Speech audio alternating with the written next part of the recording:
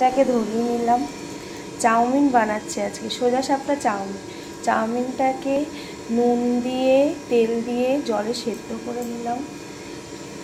আর আলু পেঁয়াজ কেটে রেখেছি, এটা জল দিয়ে ভিজিয়ে রেখেছি যাতে কালো না হয়, ঠিক আছে।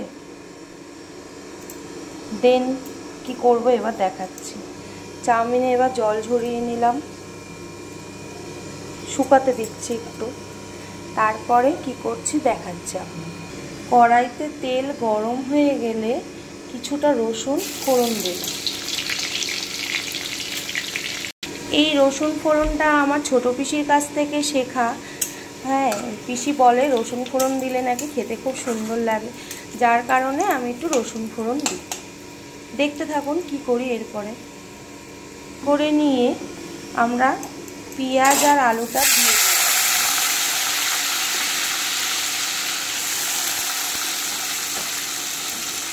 আজকে শুধু আলু পেঁয়াজ দিয়েই চাউমিন করব।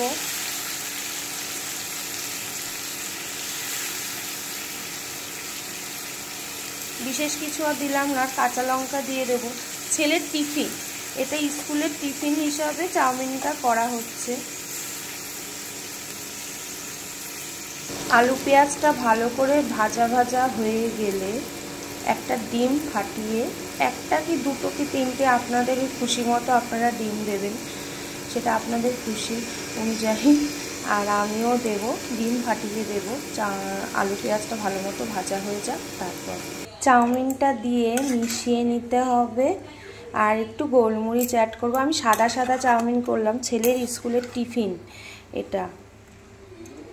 একটু সাদা সাদা চাউমিনটা পছন্দ করে আমার ছেলে, আমি, আমার দেওর, সবাই খেতে সাদা সাদা চাউমিনটাই পছন্দ করে, তাই সাদা চাউমিনটাই করলাম। আর নুন স্বাদ মতো দিতে হবে, নুনটাও দিয়ে দেবেন, পরিমাণ মতো নুন দেবেন। ছেলের টিফিন বক্স রেডি।